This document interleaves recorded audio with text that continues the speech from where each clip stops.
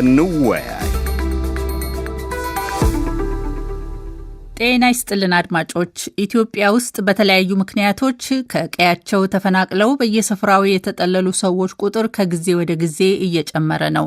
በተባበሩት መንግስታት ድርጅት የሰብአዊ እርዳታዎች ማስተባበሪያ ቢሮ በምህጻሩ ኦቻ የቅርብ ጊዜ መረጃ መሰረት በኢትዮጵያ በጦርነትና በተፈጥሮ አደጋዎች ምክንያት በሚሊዮኖች የሚቆጠሩ ሰዎች ተፈናቅለዋል። አብዛኛዎቹም በጊዜያዊ መጠለያዎችና በተለያዩ አካባቢዎች የሚገኝ ህብረተሰብ ጋር ተጠግተው የሚኖሩ ናቸው። ይህም እንደ ኦቻ በሀገሪቱ ከባድ ሰብአዊ ቀውስ አስከትሏል። የኖርዌይ የስደተኞች ካውንስል የተባለው ድርጅት በቅርቡ ባወጣው ዓመታዊ ሪፖርት በዓለም ላይ የተዘነጋ የመፈናቀል ቀውስ ውስጥ ይገኛሉ ካላቸው 10 ሀገራት መካከል ኢትዮጵያን ሁለተኛ ደረጃ ላይ አስቀምጧታል። በግጭቶችም ይሁን በሌሎች ተፈጥሯዊ ችግሮች ከመኖሪያቸው ከተፈናቀሉ ሰዎች መካከል በየተጠለሉባቸው ስፍራዎች መሰረታዊ ፍላጎቶቻቸው እንዳልተሟሉላቸው፣ ከዚያም ብሶ የምግብ አቅርቦት እንኳን እንደተቋረጠባቸው፣ የሕክምና አገልግሎትም እንደማያገኙ በምሬት የሚናገሩ ብዙዎች ናቸው። በኢትዮጵያ አሳሳቢው የተፈናቃዮች ይዞታ ተስፋና መፍትሄው የዚህ ሳምንት እንወያይ የመነጋገሪያ ርዕስ ነው። በዚህ ርዕስ ላይ እንዲወያዩልን የጋበዝናቸው እንግዶቻችን እንግዳይ መስቀል ይባላል። በኢትዮጵያ ሰብአዊ መብቶች ኮሚሽን የስደተኞች የሀገር ውስጥ ተፈናቃዮችና ፍልሰተኞች መብቶች የስራ ክፍል ኃላፊ ነኝ። አለሙ ይመር ይባላል። የሰሜን ወሎ ዞን አደጋ መከላከልና ምግብ ዋስትና ጽሕፈት ቤት ኃላፊ።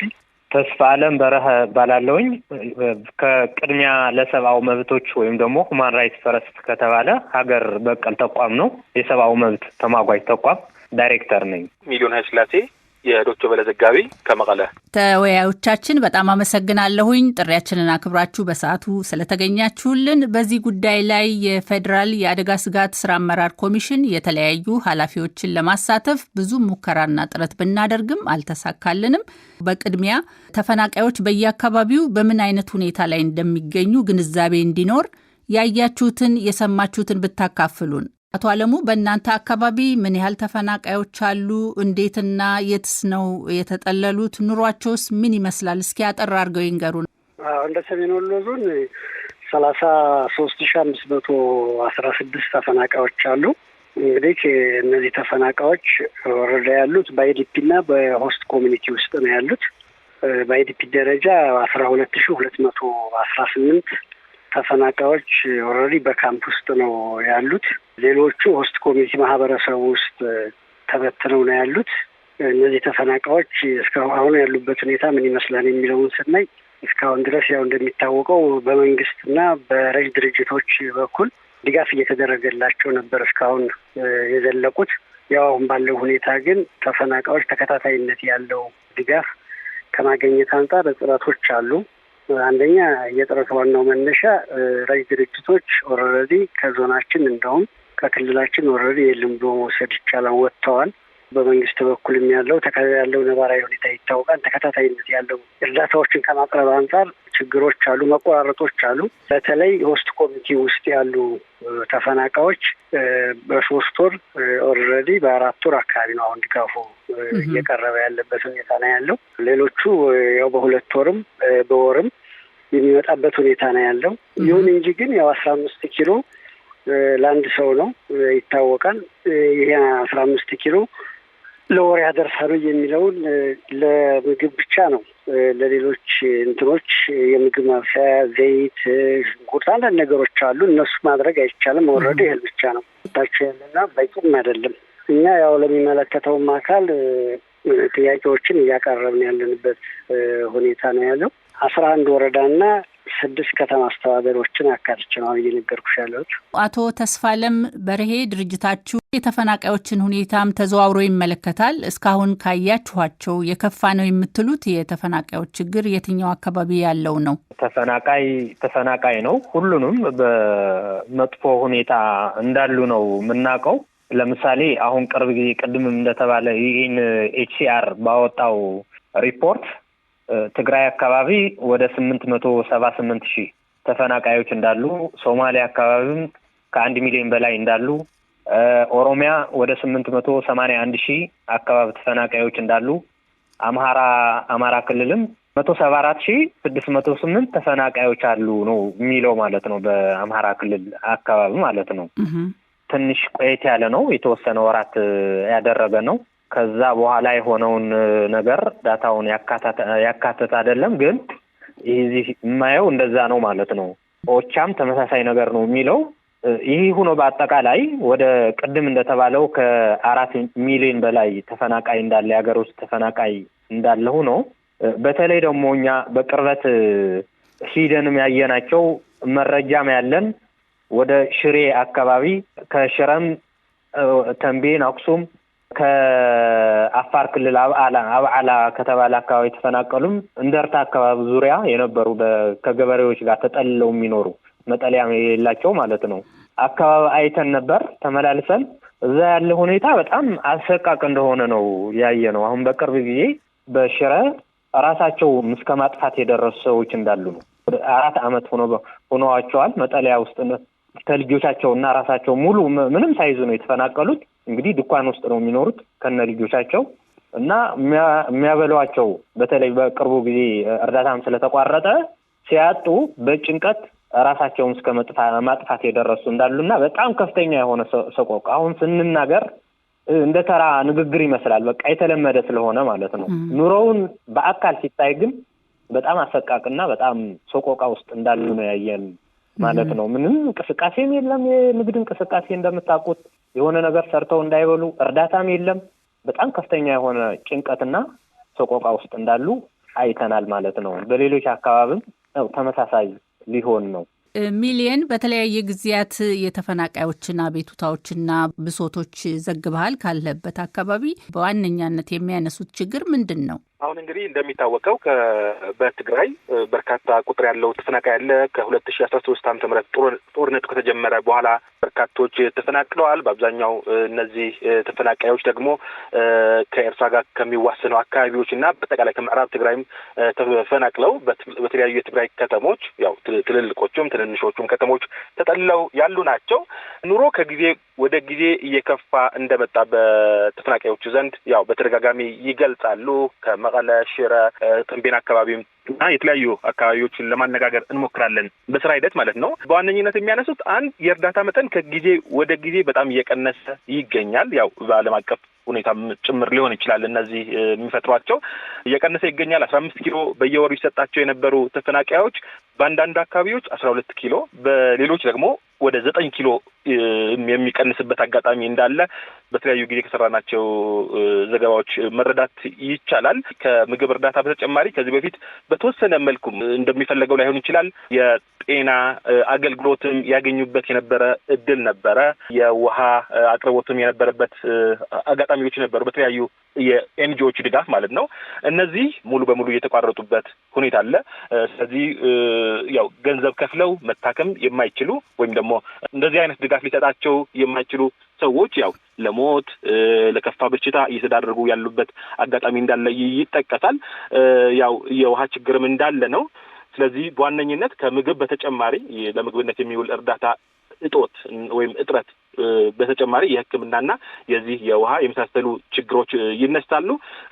ረጅም ጊዜ በአንድ መጠለያ እንደመቆይታቸው መጠን ደግሞ አሁን በተደጋጋሚ በተፈናቃዮችም የተነሳ የሚገኘው ክረምትም እየገባ እንዳለ የሚጠለሉባቸው እነዚህ መጠለያዎች ኬንዳዎች ወይም መጠለያዎቹ የፕላስቲክ ሸራዎቹ እየተቀደዱ ውሃም ንፋስም ምንም የማይከላከሉበት አይነት ደረጃ የደረሱበት አጋጣሚም እንዳለ ይገልጻሉ።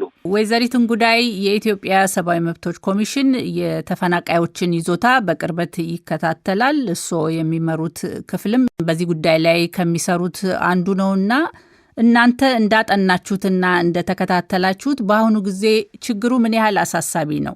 የኢትዮጵያ ሰብአዊ መብቶች ኮሚሽን ባለፉት 4 ዓመታት የሀገር ውስጥ ተፈናቃዮችን የሰብአዊ መብቶች ሁኔታ በቅርበት ሲከታተል ነበር። ይህ ማለት በተለይ ተፈናቃዮች በሚገኙባቸው ቦታዎች መጠለያ ጣቢያዎች በመገኘት አሳሳቢ የሚባሉ ጉዳዮች ምንድን ናቸው በማለት በተለያዩ ጊዜ ባከናወናቸው ክትትሎች የሰነድናቸው ሪፖርቶች አሉ። ከዚህ በተጨማሪ በተለያዩ ጊዜያት መግለጫዎችንም አውጥተናል። በተፈናቃዮች ዙሪያ አሳሳቢ ነው ብለን ያስባቸውን ነገሮች እንግዲህ የተፈናቃዮች ሁኔታ በተለይ ከጊዜ ወደ ጊዜ የተረሳ ቢመስልም አሳሳቢነቱ እየጨመረ በተለይ ተፈናቃዮቹ ያሉበት ሁኔታም እጅግ የከፋ እየሆነ መጥቷል። በዋነኛነት እኛም ቅርብ ጊዜ ባከናወናቸው ክትትሎች በተለይ አፋርና በሶማሌ ብሔራዊ ክልላዊ መንግስት ክልሎችን አከናውነን ነበር። ከዛ ቀደምም ትግራይ ነበርን። ተፈናቃዮች ዘላቂ መፍትሄዎች ባለመገኘታቸው የሚኖሩባቸው ጊዜያዊ መጠለያ ቦታዎች ላይ ያለ በቂ ምግብ፣ ያለ በቂ የጤና አገልግሎት እንዲሁም የትምህርት አገልግሎቶች በተለይ ደግሞ ህጻናት በመፈናቀል አውድ ውስጥ የሚገኙ ከትምህርት ገበታም ጭምር ላለፉት ብዙ ዓመታት የተገለሉበትን ሁኔታ ማየት ይችለናል። ነፍሰ ጡር ሴቶች፣ እናቶች ለከፋ የጤና ችግር ተደርገው ይገኛሉ።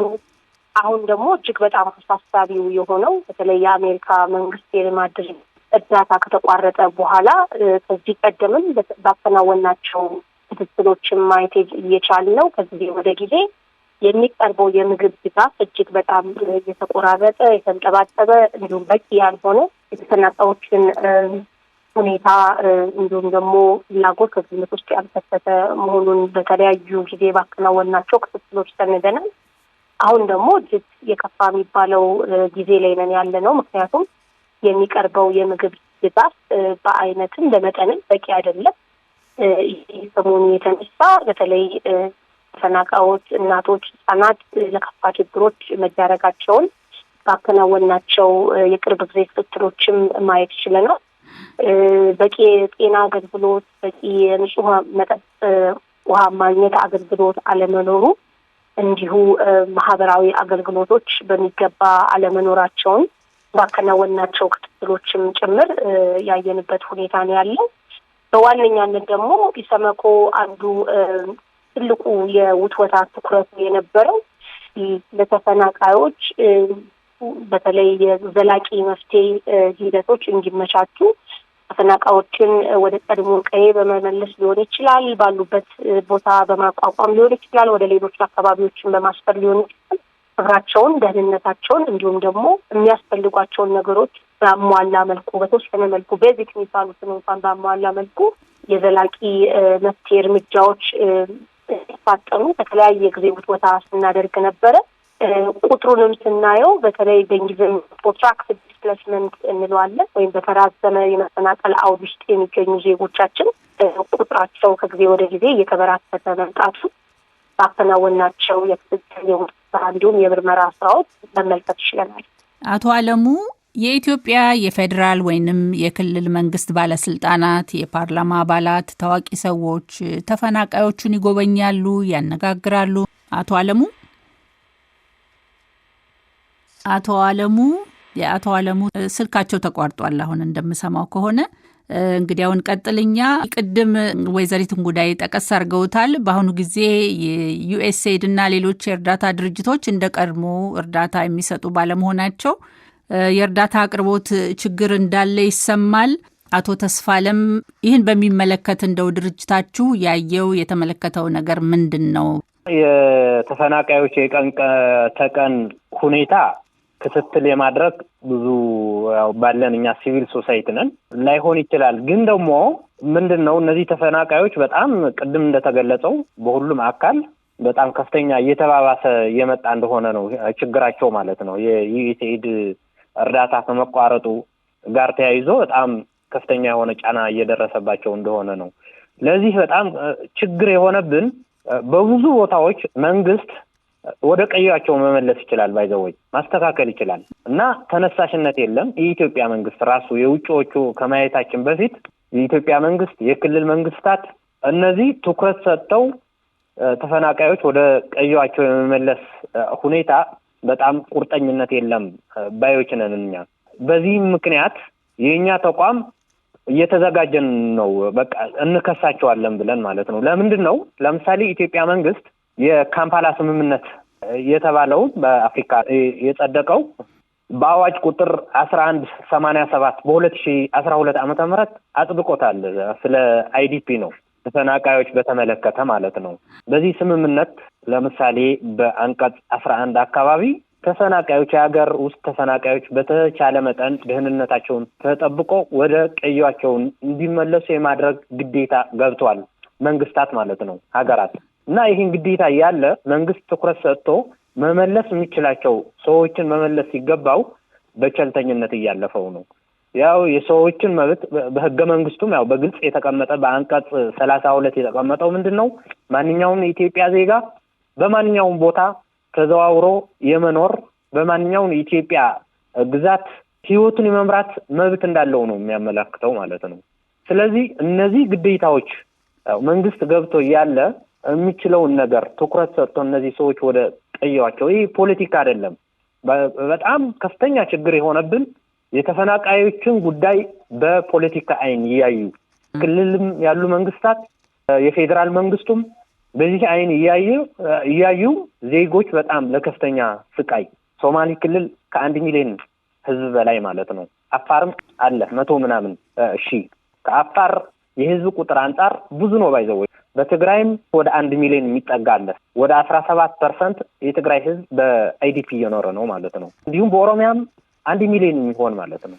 ይሄ ማለት በጣም ከነልጆቻቸው ከነቤተሰባቸው እነዚህ ሰዎች በስቃይ መሆን በጣም ከፍተኛ የሆነ በተለይ እንደ ሰብአዊ መብት ተሟጋች ተቋም ከፍተኛ የሆነ የሰብአዊ መብት ጥሰት ነው። መንግስትም መመለስ የሚችላቸው ሰዎች በተለይ መመለስ አለባቸው ተብሎ ስለዚህ ይሄን ካላረገ ደግሞ ወደ ትኩረት ለማምጣት ስንል መንግስትም ጭምር እነዚህ የአማራ ክልል መንግስት፣ የፌደራል መንግስት፣ የትግራይ ክልል ጊዜያዊ አስተዳደር እነዚህ ሰዎች ግዴታችሁ መወጣት አለባችሁ ብለን ቅድም በጠቀስኩት የዓለም አቀፍ ስምምነት የካምፓላው ስምምነትና በህገ መንግስቱ መሰረት በማድረግ እነዚህ ሰዎች ወደ ቀያቸው መልሱ፣ ተሰርተው ይኖሩ እያልን ነውና አሁን መነሻ እየሆነ ያለ የኢትዮጵያ ምናምን ሌላ ከመውቀሳችን በፊት የኢትዮጵያ መንግስት ማድረግ ያለበትን ነገር ማድረግ አለበት። ይሄን ጉዳይ ወደ መጨረሻ መፍትሄው ላይ ማንሳታችን አይቀርም ነበረ።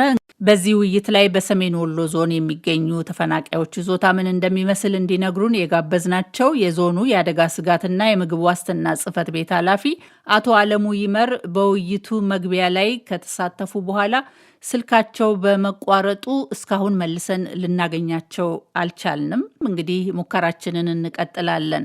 የዩኤስኤድ እርዳታ የቆመው ከወራት በፊት ነው። ከዛ በኋላ ነው ይበልጥ ምሬቱ የመጣው። እንዴት ነው? ምን ልዩነት አይተሃል? ሚሊየን ከዛ በፊትም ቢሆን ተመሳሳይ ቅሬታዎች ነበሩ።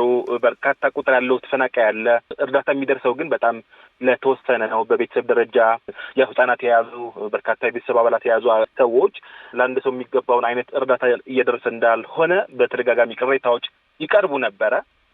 ከዛ በኋላ ያለው ሁኔታ ግን በተለይ ከቅርብ ጊዜ ወዲህ ከዚህ ከመቋረጥ ከለውጦቹ በኋላ ባለው ሁኔታ ግን ያው የምግብ እርዳታው በተጨባጭ በቁጥርም ቀንሷል። የተለመደው የሚታወቀው በተለያዩ አካባቢዎችም ሲሰራበት የነበረው 15 ኪሎ ምግብ እህል ይሰጣቸዋል። ሌሎች ተጨማሪ ድጋፎችም ይደረጋሉ። ዘይት የመሳሰሉ ለምግብነት የሚውሉ ነገሮች ይጨመሩ ነበረ። ከዛ በኋላ ባለው ሁኔታ ግን ያው በአንዳንድ አካባቢዎች ከ15 ወደ 12 በሌሎች ደግሞ እስከ 9 ኪሎ የደረሰበት አጋጣሚ አለ። ስንዴ ነበረ የሚደረገው ድጋፍ ወደ ጥራጥሬዎች የሚቀየርበት አጋጣሚም ይስተዋላል። የቤተሰብ ቁጥር መቀነስ፣ በተለያዩ ምክንያቶች እርዳታ ሳያገኙ የሚቀሩ መጠለያዎች አሉ። አንዳንድ ካምፖች ለወራት እርዳታ ሳይደርሳቸው የሚቀሩበት አጋጣሚም የሚስተዋልበት ሁኔታ አለ። እነዚህ ያው ከዚህ ከእርዳታው መቀነስ ጋር ወይም መቋረጥ ጋር በተያያዘ የተፈጠሩ ችግሮች ናቸው። ሕክምና፣ ውሃ እና የመሳሰሉት ሌሎች የቁሳቁስ ድጋፎች ይደረጉ የነበሩ በተለያዩ ኢንተርናሽናል ድርጅቶች ድጋፍ ነው። እነዚህ ቀጥታ ፈንድ ይደረጉ የነበሩ በዩኤስኤድ ነው። ስለዚህ የዩኤስኤድ እርዳታ ሲቆም እነሱ ተቋማትም እንግዲህ የሕክምና አገልግሎቱን የመሳሰሉ ነገር ወደ ማቆም ይሄዳሉ። መድኃኒቶች አቅርቦት የለም። ስለዚህ ችግሩ ከነበረው እጅግ በጣም በከፋ ሁኔታ እየሄደ ይገኛል። በየካምፑ አሁን በየዕለቱ የምሰማው ነገር ሞት ዜናዎች አሉ። በጣም ከፍተኛ ምሬት አለ። ለምሳሌ በመቀለ በርካታ ቁጥር ያላቸው ተፈናቃዮች ከመቀለ ሰብዓ ካሬ እና ሌሎች መጠለያዎች ወጥተው ወደ ሰልፍ የወጡበት አጋጣሚ አለ። ሰልፉም ምናልባት ከዚህ በፊቱ ከነበሩት በጣም የተለየ አይነት ምሬት ወይም ንዴትም ጭምር ያለበት ሁኔታ አለ። መንግስትም እየሰማን አይደለም፣ እየደረሰልን አይደለም፣ ወደ ቦታችን ሊመልሰን አልቻለም ብለው ያው ጥሪ ሲያቀርቡም የመንግስት አካላት ምላሽ ሲያጡ ኢቭን የፕሬዝዳንት ጽሕፈት ቤት በር ጥሰው የገቡበት አጋጣሚም ታይቷል። ስለዚህ ሁኔታዎች ከቀን ወደ ቀን ወይም ከጊዜ ወደ ጊዜ በጣም እየከፋ ያለበት ሁኔታ ነው ብሎ መናገር ይቻላል። ወይዘሪት እንጉዳይ ይሄን ለመሳሰለው የተፈናቃዮች መብቶች ጥሰት ምንድን ነው መፍትሄው? እንግዲህ እንደ ኢትዮጵያ ሰብአዊ መብቶች ኮሚሽን ዋናው የመፍትሄ አቅጣጫ ለመፈናቀል መንስኤ የሆኑ ነገሮች እልባት መስጠት እና ተፈናቃዮችን በዘላቂነት ማቋቋም ነው። እንግዲህ አሁን ኢትዮጵያ ባላት የተፈናቃዮች ቁጥር ቀላል ቁጥር አይደለም። በሚሊዮኖች ነው እያወራን ያለ ነው። ቁጥሩ ቀላል ማይባል ዜጋ በተራዘመ የመፈናቀል አውድ ውስጥ ይገኛል። በተራዘመ ቁጥር ዜጎች የመረሳት እድላቸው አሁንም የኖርዌጂያን ሬፊጂ ካውንስል እንዳወጣው የመረሳት እድላቸው እጅግ በጣም ሰፊ ነው። ይህ ሲሆን ደግሞ ጊዜው በገፋ ቁጥር ዘላቂ መፍትሄዎችን ለማመቻቸትም ሆነ እልባት ለመስጠትም እጅግ በጣም አዳጋች ነው የሚሆነው። እኛም አንዱ የውትወታ ትኩረታችን የነበረው ዘላቂ መፍትሄው ይበጅ የሚል ነው። ዘላቂ መፍትሄ ምንድን ነው ለሚለው አንደኛው እንግዲህ በቋሚነት ስንወተውት የነበረው የሀገር ውስጥ ተፈናቃዮችን ጥበቃ በኢትዮጵያ አስመልክቶ ምንም እንኳን ኢትዮጵያ የካምፓላ ስምምነት አባል ሀገር ብትሆንም የተፈናቃዮችን ጥበቃ በሚገባ የሚሰንድ የሕግ ማዕቀፍ የለንም። በእርግጥ መንግስት የጀመረው ጥረት አለ። ይሄ ጥረት ምንድን ነው? የሀገር ውስጥ ተፈናቃዮችን የሚመለከት ብሔራዊ ሕግ ወይም አዋጅ ማውጣት ሂደቶች መጀመራቸውን እናውቃለን። እኛም ተሳትፈን ነበረ። ይሁንና ይህ አዋጅ አሁንም በረቂቅ የሕግ ማዕቀፍ የሚገኝ ነው። አዋጁ አለመውጣቱን ብቻ ሳይሆን የሀገር ውስጥ ተፈናቃዮች ጥበቃን አስመልክቶ የትኛው አካል ነው ግልጽ ስልጣንና ኃላፊነት የተሰጠው የሚለውም አከራካሪ ነው። ምክንያቱም ያው ብዙ ጊዜ በተለምዶ አደጋ ስጋት ስራ አመራር ኮሚሽን ወይም እነዚህ መዋቅሮች ነው የምንጋብዘው። ምክንያቱም የሰብአዊ ድጋፍ ምላሽን አስመልክቶ እነሱ ስለሚያስተባብሩ። ግን የሀገር ውስጥ ተፈናቃዮች ጥበቃ በተሟላ መልኩ ስናየው ስንመለከት የምግብ ድጋፍ ጉዳይ ብቻ አይደለም። የጤና ጉዳይ አለበት፣ የትምህርት ጉዳይ አለበት፣ የጸጥታና ደህንነት ጉዳይ አለበት። ዘርፈ ብዙ ምላሽ የሚፈልግ ወይም ማልቲ ኤጀንሲ አፕሮች የሚፈልግ ነው። ነገር ግን በቂ ስልጣንና ኃላፊነት ተሰጥቶት በበላይነት የሚያስተባብር አንድ ተቋም መለየት አለበት። ይሁንና አሁን ባለው ነባራዊ ሁኔታ ይህ የለም። በእርግጥ አዋጁ አንድ ምላሽ ይሰጣል ተብሎ የሚጠበቀው የነበረው ይሄ ነው። የሀገር ውስጥ ተፈናቃዮችን የምላሽ ስራዎች ወይም ሬስፖንስ አስመልክቶ ከቅድመ መፈናቀል እስከ ድህረ መፈናቀል አውድ ያሉትን ስራዎች የሚያስተባብር የሚያቀናጅ አካል በዚህ አዋጅ ላይ በግልጽ ይቀመጣል ተብሎ ይጠበቃል። ይሁንና አዋጁ አሁንም በረቂቅ ደረጃ ነው ያለው። ስለዚህ አንዱ ይህንን አዋጅ በአስቸኳይ ማውጣት ነው። ሌላው ግን አዋጅ በሕግ መኖሩ ወይም የሕግ ጥበቃ መኖሩ ጥሩ ሆኖ ሳለ በመሰረታዊ ፍላጎቶቻቸውን አሁን ባሉበት ደረጃ በአፋጣኝ ለዚህ ምላሽ የሚሰጥ አካል አለ። በእርግጥ አደጋ ስጋት ስራ አመራር ኮሚሽን የምግብ ድጋፍን አስመልክቶ ሲያስተባብር ቆይቷል።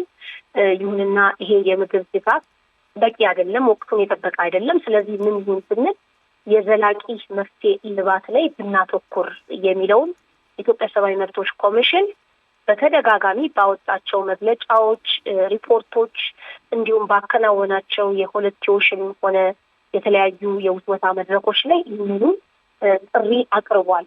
በተለይ የዘላቂ መፍትሄ ሂደቶች ተፈናቃዮች ወደ ቀድሞ ቀዬ የሚመለሱበት በተለይ ደህንነታቸውን አደጋ ውስጥ በማይጥል ሁኔታ ክብራቸውን በሚጠብቅ ሁኔታ ወደ ቀድሞ ቀዬ የሚመለሱበት ሁኔታ እንዲመቻች፣ ካልሆነም ደግሞ ባሉበት አካባቢ ላይ በቋሚነት የሚቋቋሙበት ሁኔታ እንዲመቻች፣ ይህ ያልሆነ እንደሆን በሌሎች አካባቢዎች ላይ በማስፈር ተፈናቃዮች ዘላቂ እልባት የሚያገኙበትን። ሌላው እዚህ ጋር ምናልባት በአንዳንድ ክልሎች የተጀመሩ ጥረቶች እንዳሉ እናውቃለን። ለምሳሌ በሶማሌ ብሔራዊ ክልላዊ መንግስት በትልቁ የተፈናቃዮች መጠለያ ቆሎጂ ላይ የሚገኙ ተፈናቃዮችን ወደ ሌሎች አካባቢዎች በክልሉ የተለያዩ ወረዳዎች በማስፈር የዘላቂ መፍትሄ ጥረቶች የተጀመሩ መሆኑ ይታወቃል። እንዲህ አይነት ጥረቶችን በማጠናከር ተፈናቃዮች እልባት አግኝተው በደህንነታቸው ተጠብቆ በተለይ ደግሞ በአብዛኛው በኢትዮጵያ አውድ የተፈናቀለው በግጭት በእንግሊዝኛው ኮንፍሊክት ኦር ቫዮለንስ ሪሌትድ ዲስፕሌስመንት እንደመሆኑ ለግጭት መንስኤ በሆኑ ነገሮች ላይ ትኩረት አድርጎ በመስራት ዜጎች ደህንነታቸው ተጠብቆ የሚኖሩበት ሁኔታ ሊመቻች ይገባል። ብዙ አካባቢዎች ተፈናቃዮች ወደ ቀድሞ ቀዬ ሲመለሱ አንዱ የደህንነት ስጋቶች አሁንም እንደቀጠሉ ነው ያሉት። ይህ ያልሆነ እንደሆነ ግን ወደ ቀድሞ አካባቢ ሲመለሱ ወይ ንብረታቸው ወድሟል፣ ሀብታቸው ተዘርፏል፣ በቦታው ላይ ምንም ነገር የለም። ስለዚህ በባዶ ቦታ ነው የሚመለሱ። ስለዚህ አንዱ ለኢትዮጵያ መንግስት ለሚመለከታቸው አካላት በተደጋጋሚ ያቀረብነው ምክረ ሀሳብ በተለይ መሰረታዊ ፍላጎቶቻቸውን እንዲሁም ደግሞ መሰረተ ልማቶቹ የማቋቋም ስራዎች መሰራት አለበት። ትምህርት ቤቶችን፣ የጤና ተቋማት፣ የንጽህና ተቋማት፣ የውሃ መጠጥ ተቋማት፣ እነዚህ ቤዚክ የሚባሉ መሰረታዊ አገልግሎት ሰጪ ተቋማት መልሰው ባልተቋቋሙበት ወይም የሪከቨሪ ፕላን በሌለበት ዜጎች ወደ ቀድሞ ቀዬ ይመለሳሉ። ይሄ ደግሞ ምን ያደርጋቸዋል? እንደሚታወቀው ቋሚ ተረጂ አድርጎ ነው የሚያስቀራቸው። በአንዳንድ አካባቢዎች እኛ ባየንበት ንብረቶቻቸውን ሽጠው መውጣት ሳይችሉ ይቀራሉ። የጸጥታና ደህንነት ሁኔታው አስቻይ ሲሆን ሲመለሱ ያንን ንብረት ማግኘት አይችሉም። ቤቶቻቸው በሌሎች ሰዎች ተይዘው ይገኛሉ። ስለዚህ የዘላቂ መፍትሄ እልባት ስንል ዘርፈ ብዙ ምላሽን የሚፈልግ ነው። የጸጥታ የደህንነት ጉዳይ አለበት። የልማት ስራዎችን ይፈልጋል። የመሰረተ ልማት ማሟላት ይፈልጋል። እንዲሁም ደግሞ ዜጎች ያፈሯቸውን ሀብቶች፣ ንብረቶች ያልወደሙ ያልፈረሱ እንደሆነ እነዚህን መልሰው የሚያገኙበት አስቻይ ሁኔታ መመቻቸት አለበት እና አሁንም መንግስትን ደጋግመን የምንወተውተው የዘላቂ መፍትሄ እርምጃዎች ሊሳለጡ፣ ሊፋጠኑ፣ ሊበረታቱ ይገባል የሚለውን ነው። ተፈናቃዮች ወደ ቀድሞ ቀያቸው መመለስ ሊፈልጉ ይችላሉ ወይም ይፈልጋሉ። ነገር ግን ተፈናቃዮቹ ወደ ነበሩበት ቦታ ሊመለሱ ሲገባ ግን አለመመለስ ትልቁ ችግር መሆኑን ነው ደጋግመው የገለጹልን አቶ ተስፋለም። እንደውም አንዳንድ አካባቢዎች ተፈናቃዮችን እንደ መያዣ እንደ መጠቀሚያ ያደርጓቸዋል ይባላልና እነዚህን ተፈናቃዮች መያዣ የማድረጉ ማሳያ ምንድን ነው? አቶ ተስፋለም፣ አንዱ ችግር የሆነው አንዳንድ ባለስልጣኖች ተፈናቃዮች እንደ ፖለቲካ መሳሪያ የመጠቀም አዝማሚያ አለ። ግልጽ ለማድረግ ለምሳሌ ትግራይ ክልል አካባቢ አንዳንድ ሰዎች፣ አንዳንድ ባለስልጣኖች እንደዚህ አይነት አዝማሚያ እናያለን ማለት ነው። ፖለቲካ መሳሪያ የመጠቀም ሁኔታ ማለት ነው። ግን እነዚህ ምስኪኖች እነሱ ስለመመለስ ነው የሚያስቡት፣ ወደ ቀያቸው ማለት ነው። እንመልሳቸዋለን ሲሏቸው በቀላሉ መሳሪያ መሆን አዝማሚያን ሊኖር ይችላል ማለት ነው እና ይታያል እንዳለ እናውቃለን እኛም ማለት ነው። የኢትዮጵያ መንግስትም እነዚህ ችግሮች ለመቅረፍ ሰዎቹ ወደ ቀያቸው መመለስ በተቻለ መጠን ደህንነቱን ጠብቆ አካባቢውን ከተመለሱ ራሳቸው ምንም እንኳን ባይኖር የተወሰነ ድጋፍ ከተደረገላቸው ራሳቸው ሰርተው መኖር ይችላሉ። እዛ ያው ከእርዳታም ከሌላም ስጡን ከማለትም መዳን ይችላል መንግስትም ማለት ነው። ስለዚህ በዘላቅነት ሰርተው የሚኖርበት በቀያቸው የሚኖርበት ሁኔታ ቢፈጥር የኢትዮጵያ መንግስት የፖለቲካ መሳሪያ ለማድረግ የሚያስቡ ሰዎችም እድሉን አያገኙም ማለት ነው። ስለዚህ ይሄ አንዱ ችግር ነው። በአጠቃላይ ሲታይ ግን ለምሳሌ በኦሮሚያ አካባቢ ያሉትን ተፈናቃዮች ሰላም፣ ውይይትና ጸጥታ ቢከበር በተቻለ መጠን መንግስት ወደ ሰላም ቢመጣ ሊመለሱ ይችላሉ በቀላሉ ማለት ነው። በስምምነቱ መሰረት ትኩረት ሰጥቶ የካምፓላ ስምምነትም አለ፣ ህገ መንግስቱም አለ። በሱ መሰረት ደህንነታቸውን ጠብቀው በሁሉም ቦታ ያሉ ተፈናቃዮች መመለስ አንዱ መፍትሄ ነው የሚሆነው ማለት ነው። መንግስት በተቻለው መጠን ነው እያልን ያለ ነው። ሙሉ በሙሉ ላይፈታው ይችላል ችግሮች ስላሉ እና ቀደምም እንደተባለ የህግ ማዕቀፍና ኃላፊነት የሚወስድ የሰላም ሚኒስተር በተወሰነ መልኩ አለ። ቀደም ደግሞ ከዛ በታችም የተጠቀሰ ነገር አለ። ግን ልክ እንደ የስደተኞችና ተመላሽ ባለስልጣን የሚባል አሁን ለምሳሌ ከውጭ ሀገር የሚመጡ ሰዎች እንትን የሚያደርግ እንደሱ ለብቻው ይህንን ብቻ የሚያስተባብር የሆነ የመንግስት አካል ቢኖር የተሻለ በትኩረት ሊሰራበት ይችል ነበርና ይህ መንግስት አሁንም ደጋግመን የምንለው እንደ አጋር ነው ማየት ያለበት። መንግስት እኛ ስንወተውት ትኩረት ስጥበት መፍትሄ አምጣ ስንል እንደ አጋር አይቶ ያው ለዜጎችም የዜጎችን መብት እንዲከበር ነው ጥረታችን፣ ፍላጎታችን ማለት ነው። አንዳንዴ ባለስልጣናት ሊረሱትም ይችላል፣ በሌላ ፖለቲካም ሊዋጡ ይችላሉ። ያው ትኩረታቸው ወደ ሌላ ሊሆን ይችላል። እንደዚህ ሰብአዊ መብት ተሟጋች ተቋማት የሲቪል ሶሳይቲም ሊሆን ይችላል የመንግስት አካልም ሊሆን ይችላል ውትወታ ሲኖር ሚዲያም ልክ አሁን እያረጋችሁት እንዳላችሁ ውትወታ ሲኖር ግን ወደ ትኩረት እንዲመጡ ምን አይነት ችግር እንዳለ እንዲያውቁ ያደርጋልና ይሄ እንደዚህ አይነት ውትወታም እንዲቀጥል እንደ አንድ መፍትሄ እንዲቀጥል ነው ያው በዚህ አጋጣሚ ማሳስበው። ተፈናቃዮች ወደ ቀያቸው መመለስን በሚመለከት ቃል ተገብቶላቸው ነገር ግን ቸል በማለትም ሆነ ያንን ጉዳይ መልሶ ባለማንሳት እየተንገላቱ በመጠለያዎች እንደሚገኙ ነው።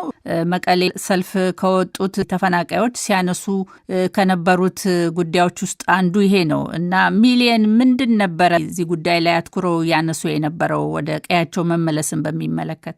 ተፈናቃዮች እንግዲህ ሰልፍ ያደረጉት በተደጋጋሚ ሰልፎች ሲያደርጉ ቆይተዋል።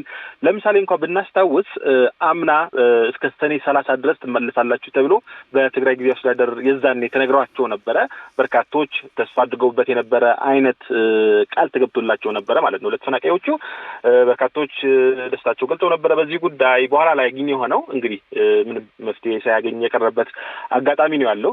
በአብዛኛው ተፈናቃይ ሳይመለስ የቀረበት ሁኔታ ነው ያለው። ስለዚህ አምስተኛ ክረምት በዚህ በመጠለያ መኖር አንችልም ብለው ነው ትናንት ሰልፍ የወጡት። መንግስት እንደረሳቸው ይገልጻሉ። ችላ እንደተባሉ የፖለቲከኞች መጠቀሚያ እየሆኑ እንዳለ ጭምርም የገለጹበት አጋጣሚዎች አሉ ማለት ነው። ከትግራይ ጋር አያይዘን ስናነሳው መፈናቀሉ ጦርነቱ ተከትሎ የመጣ ትልቅ ችግር ነው። ጦርነቱ ያስቆመ የፕሪቶሪያ የሰላም ስምምነት ከተፈረመ ደግሞ እንግዲህ ከ2 ዓመት በላይ አልፎታል። ወደ 3 ዓመትም እየተጠጋ የሚገኝበት ሁኔታ አለ። አስተዳደሮች በፌደራል መንግስቱም ሊሆን ይችላሉ፣ በክልሉ ጊዜያዊ አስተዳደርም ሊሆን ይችላሉ። በተደጋጋሚ ከሚገባ ቃል ውጪ በተግባር ጠብ ያለ ነገር እስካሁን አልታየም። በእርግጥም ያው የፌደራል መንግስቱና ህወሓት አሁን ላይ ከተፈራረሙት የሰላም ስምምነት ውጪ በሆነ መንገድ ያው መካረሮች ተመልሰው እየታዩ ይገኛሉ። ከነዚህ ከሚታዩ ልዩነቶች አንዱ ነጥብ ደግሞ ያው የተፈናቃዮች ጉዳይ ነው። በፌደራል መንግስት ባለስልጣናት በኩል እየተገለጸ እንደሚገኘው ህወሓት መጠቀሚያ እያደረገው ነው የተፈናቃዮች ጉዳይ ተብሎ ክስ ይቀርብበታል። በህወሓት በኩል ደግሞ ፌደራል መንግስቱ በገባው ቃል መሰረት ለመፈናቀሉ ምክንያት የሆኑ ታጣቂዎች ከቦታው ማስወጣት አልቻለም። ያው የተለያዩ የሀገራት ሊሆኑ ይችላሉ። እንግዲህ ያው የሀገር ውስጥ በኢትዮጵያ ውስጥ ያሉ ታጣቂዎችም ሊሆኑ ይችላሉ።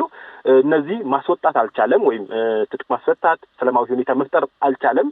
ስለዚህ በዚህ ሁኔታ ተፈናቃዮች ወደ አፈናቀሏቸው ኃይሎች መልሶ መላክ የማይቻልበት ሁኔታ እንዳለ የገለጽበት ሁኔታም አለ።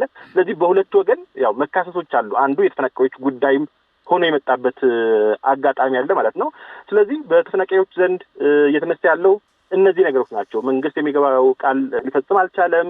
በተደጋጋሚ የሚሰጣቸው የቀን ቀጠሮም ሊከበር አልቻለም።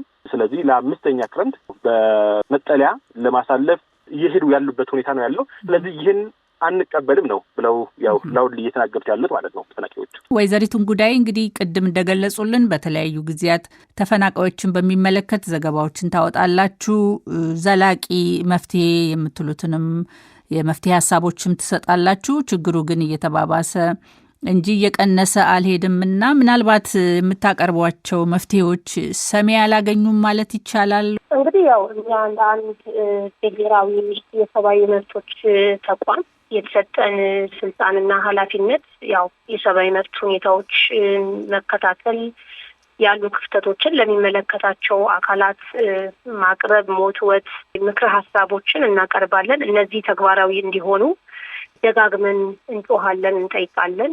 የማይፈጸም ወይም ባልተፈጸመበት ጊዜ እንዲሁም ደጋግመን መጮሃችንን እንቀጥላለን ማለት ነው።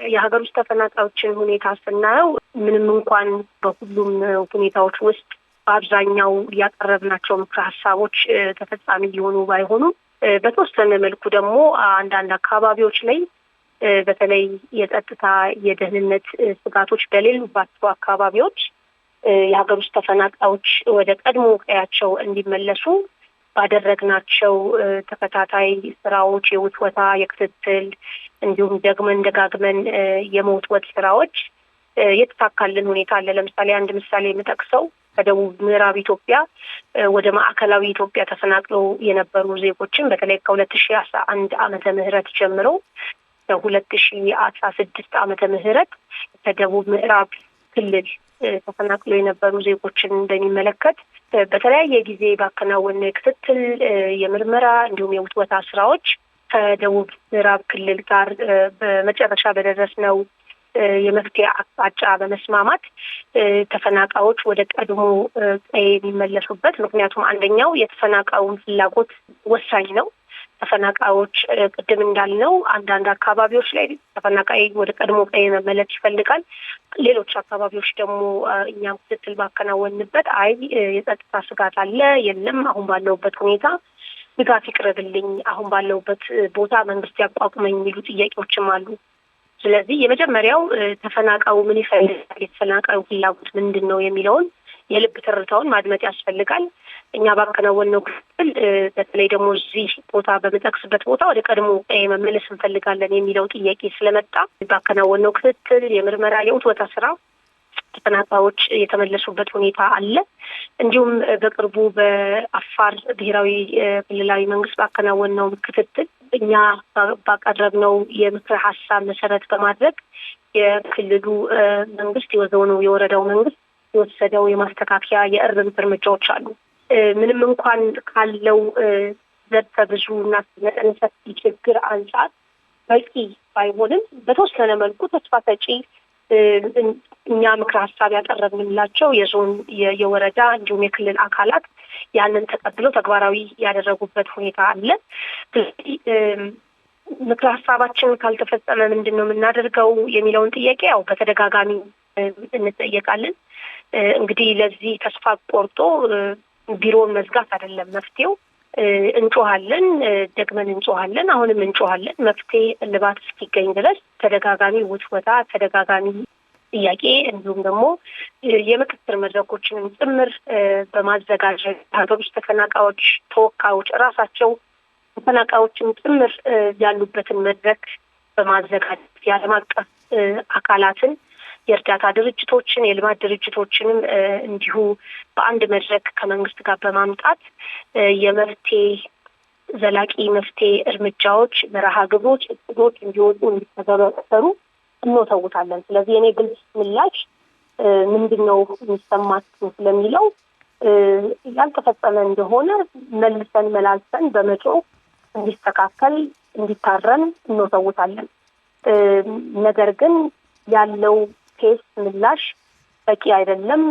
በአብዛኛው ደግሞ ከጊዜ ወደ ጊዜ ቅድም እንዳልኩት የተፈናቃዮች ቁጥር ምንም እንኳን አሁን የወጣው የኖርዌጂያን ሪፖርትም እንዲሁም ደግሞ የዓለም አቀፍ ሌላኛው ድርጅት ያወጣው ሪፖርት በተወሰነ መልኩ ከቁጥር አንጻር ባለፉት 2 ዓመታት ጋብ ያለ ቢሆንም ይሄ ማለት ግን ችግሩ መሬት ላይ ያለው ችግር ትንሽ ማለት አይደለም። ቅድም እንደውም አሳሳቢው ነገር የበለጠ በመፈናቀል አውድ ውስጥ የሚገኙ ዜጎች እየተረሱ ችግሮቻቸው እየተረሳ በቂ ምላሽ ሳይሰጥ በቀረ ቁጥር መልኩን ቀይሮ ችግሩ እየመጣ እንደሆነም በአንዳንድ ቦታዎች ላይ ይህንን ማየት መመልከት ይችላል። ስለዚህ እኛ አሁንም ለሚመለከተው የመንግስት አካል ለምሳሌ ቅርብ ጊዜም ከተወሰኑ ሳምንታት በፊትም ከሰላም ሚኒስቴር እንዲሁም ከመንግስት ከሚመለከታቸው አካላት ጋር ምክክሮች ለማድረግ ጥረት አድርገናል። የሁለትዮሽ የፕራይቬት ዲስከሽኖችንም አድርገናል።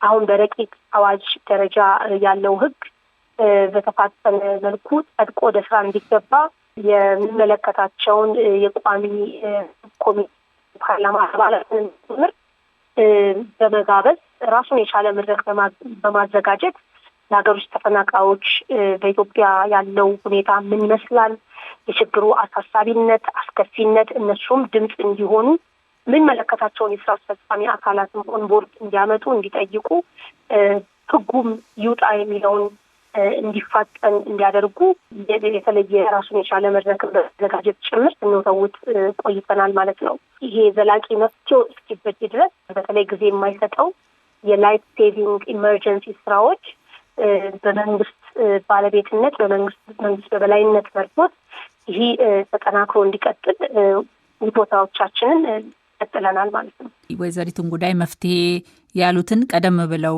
ነግረውናል።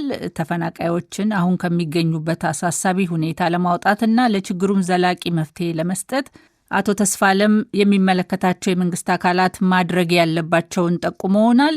በተጨማሪ ከህብረተሰቡም ሆነ ከሌሎች ለጉዳዩ ቅርበት ካላቸው አካላትስ ምን ይጠበቃል? አቶ ተስፋለም አንዳንዱ ህብረተሰብ ተሸክሟቸው ነው የሚገኘው። ወይዘወይ የው ህብረተሰብ ነው የተሸከማቸው ማለት እንችላለን። በተለይ አሁን እርዳታም የለም፣ ሁሉም ቅድም የተባለ ፋሲሊቲ የለም፣ በህብረተሰቡ ትከሻ ላይ ነው ያሉት አሁን። ስለዚህ በመንግስት አሁንም ጫና ማሳደር አለበት። ቅድም እንዳልነው የተለያዩ አካላት የተፈናቃዮችን ጉዳይ የፖለቲካ መሳሪያ እንዳያረጓቸው፣ ወደ ፖለቲካ እንዳያመጡት ማለት ነው። ይሄ ባይዘው በሁሉም አካል ነው ያለው። ቅድም የትግራይ አንዳንድ ብለናል። የኢትዮጵያ መንግስትም መመለስ ይችላል ብለን ነው የምናምነው። ለምሳሌ ከምዕራብ ትግራይ የተፈናቀሉ ሰዎች መመለስ ይችላል የጸጥታውን ሁኔታ መቻችቶ ማለት ነው። ግን በሁለቱም በኩል ከዜጎቹ ሰቆቃ በላይ የፖለቲካውን ትርፍ ያው ሰጣ ገባ ስላለ ነው። እሱ ነው በጣም መሰረታውና እኛ በጣም ደጋግመን አሁንም የምንለምነው ምንድነው፣ እባካችሁ ተራ ዜጎች፣ ህፃናት፣ ሽማግሌዎች ነው እየተሰቃዩ ያሉት። ስለዚህ ቅድሚያ ተሰጥቶ እነሱ ደህንነታቸው በተጠበቀ ወደ ቀድሞ ቀያቸው ይመለሱ። በሁሉም አካባቢ በሚቻልበት አካባቢ ማለት ነው። ይሄ ህብረተሰቡም ጭምር ይህን ውቶታ መቀጠል አለበት። ዘላቂ መፍትሄ ይሄ ስለሆነ ማለት ነው። በሌላው ግን ከዚሁ ጋር ተያይዞ ያው እንደምንገልጸው ህብረተሰቡ በሌላ አካባቢ ከተፈናቃዮች ራቅ ብሎ የሚገኝ የኢትዮጵያ ዜጋም ህብረተሰብም የተፈናቃዮችን ሁኔታ አሁን ያሉበትን ሁኔታ አውቆ የተቻለውን ሁሉ እርዳታና ድጋፍ እንዲሰጣቸው ነው አሁንም የምናስታውሰው ማለት ነው ምንለውና ያው የህብረተሰቡ ሚና በሁለት መልኩ ነው ሊሆን የሚችለው ነው። አንደኛው ድምጹን በማሰማት መንግስት ላይ ጫና በማሳደር፣ ሁለተኛው ደግሞ የተቻለውን ድጋፍ በመስጠት እነዚህ ሰዎች መፍትሄ እስኪመጣላቸው ድረስ እጁን መዘርጋት ነው። ያው ይሄንን ነው የምንለምነው ማለት ነው። እኛ ሚሊየን እንደሚታወቀው ያው የተፈናቃዮቹ ጉዳይ ያው ረጅም ጊዜ የሄደ ያው ጊዜው ችግሩም ከጊዜ ጊዜ እየከፋ የመጣበት ሁኔታ ባለበት ሁኔታ በዋነኝነት ከተፈናቃዮቹ የሚነሱት ከተቻለ መንግስት እንዲመልሳቸው ያው የሚጠበቅበትን ስራ እንዲከውን ጥሪ ይቀርባል። ይሄም ማድረግ የሚቻልበት እድሎች እንዳሉም ይነሳል። ከዚህ በተጨማሪ ያው በተቻለ አቅም ህይወት እንዲቀጥል የሚያስችል አትሊስት ድጋፎች የሚያገኙበት ሁኔታ እንዲኖርም ይሄን ድጋፍ ማስተባበር በዋነኝነት በሌላ መልኩ ከተለያዩ አካላት ይጠበቃል። ያው ከመንግስት ብቻ ሳይሆን ህብረተሰቡም ሲያደርገው የነበረ ነው። ስለዚህ ይሄን እንዲቀጥል ማድረግ ይጠበቃል። በዋነኝነት ግን አጀንዳው ኢቭን እየሆነ አይደለም የሚል ቅሬታም በበርካቶች ዘንድ ይሰማል። በሀገሪቱ ሚሊዮኖች ተፈናቅለው እየኖሩ እያለ አጀንዳዎች ከዛ ውጭ ናቸው። የተፈናቃይ ጉዳይ እንደ ትልቅ አጀንዳ፣ እንደ ትልቅ መወያያ፣ እንደ ትልቅ ጭንቀት ተደርጎ የሚነሳበት አጋጣሚ የለም። የፖለቲካ እና ሌሎች ጉዳዮች ሚዲያውም ይሄ ውይይቱም የተቆጣጠረበት አጋጣሚ መኖሩም እየተገለጸ ስለዚህ ከአጀንዳነት ውጭም እየሆንን ነው ብለው ቅሬታ የሚያቀርቡም በርካታ ተፈናቃዮች ናቸው። የተፈናቃዮቹ ሀሳብ ነው። ስለዚህ ጉዳዩ በዚህ በቸልታ እየታየ በሂደት የሚረሱበት ሁኔታ እንዳይፈጠርም ስጋቶች አሉና በተቻለ አቅም አጀንዳ ሆኖ መወያያ ሆኖ መፍትሄ የሚገኝበት አጋጣሚ ማመቻቸት እንደሚጠበቅ ነው የሚገለጹ። እንግዲህ የተፈናቃዮች ጉዳይ ከዚህ በላይ ሊያወያየን ይችል ነበረ፣ ግን ሰዓታችን የተገደበ በመሆኑ እዚህ ላይ ለማብቃት እንገደዳለን። ቀደም ሲል እንደነገርኳችሁ አቶ አለሙን እንደገና መልሰን ደጋግመን እየሞከርን ነበረ ልናገኛቸው፣ ግን አልተሳካልንም። በዚህ ውይይት ላይ እስከ መጨረሻው የዘለቃችሁትን በኢትዮጵያ የሰብአዊ መብቶች ኮሚሽን የተፈናቃዮች የስደተኞችና የፍልሰተኞች ጉዳይ ክፍል ኃላፊ ወይዘሪት እንጉዳይ መስቀሌ፣ አቶ ተስፋለም በርሄ ቅድሚያ ለሰብአዊ መብቶች የተባለው መንግስታዊ ያልሆነ ድርጅት ኃላፊ፣ እንዲሁም ሚሊየን ኃይለስላሴ የዶቼ ቬለ የአማርኛው ክፍል የመቀሌ ዘጋቢ በዚህ ውይይት ላይ ሀሳቦቻችሁን ስላካፈላችሁኝ በጣም አመሰግናለሁ። እግዚአብሔር ይስጥልኝ። በያላችሁበት መልካም ምሽት። እናመሰግናለን። መልካም ምሽት። አመሰግናለሁ። ቴንኪው።